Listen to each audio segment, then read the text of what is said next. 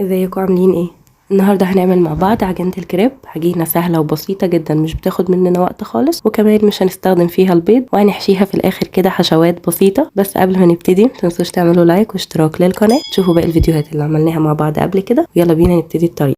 مقاديرنا بسيطة جدا، كوباية ونص دقيق وكوباية ونص لبن، وكمان تقدروا تبدلوا اللبن بالمية فتبقى كوباية ونص مية. لما بعملها بالمية برضو بتنجح وبيبقى طعمها حلو قوي، بس انا المرة دي هستخدم اللبن. الكوباية الكبيرة دي فيها كوباية ونص لبن، وعليهم معلقتين كبار زبدة، وكمان هحط عليهم معلقة كبيرة خل.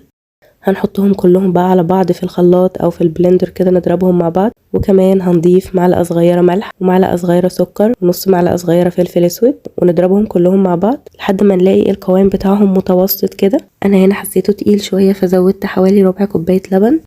المهم نوصل لقوام متوسط كده، ولا هو زي الميه ولا هو زي الكيكه، حاجه كده في النص بينهم زي القوام اللي انتوا شايفينه ده. بعد كده نسيب العجينه ترتاح من نص ساعه لساعه، بس اهم حاجه انها ترتاح.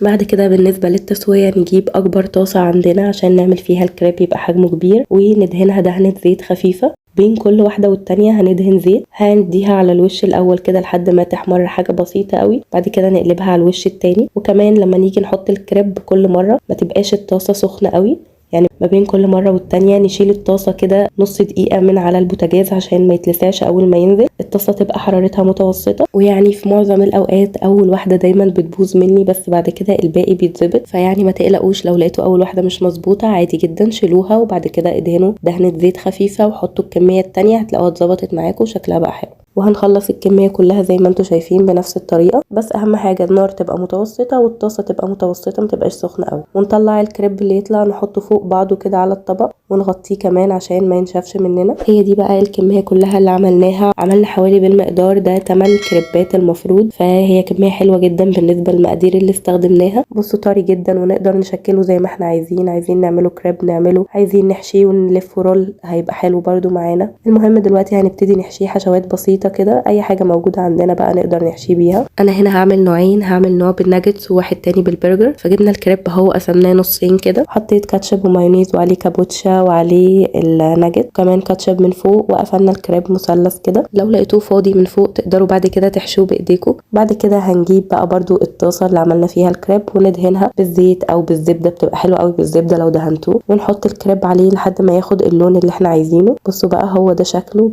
بيبقى حلو ولذيذ جدا. تقدروا كمان تحطوا جواه جبنة موتزاريلا او اي نوع جبنة بتحبوها، بجد بيبقى خطير. جربوه بالطريقة دي اكيد ان شاء الله هيعجبكم. ما تنسوش تقولوا لي رأيكم في الكومنتات، وتعملوا لايك واشتراك للقناة لو عجبكم الفيديو، وتتفرجوا على الفيديوهات اللي عملناها مع بعض قبل كده. وبألف هنا عليكم.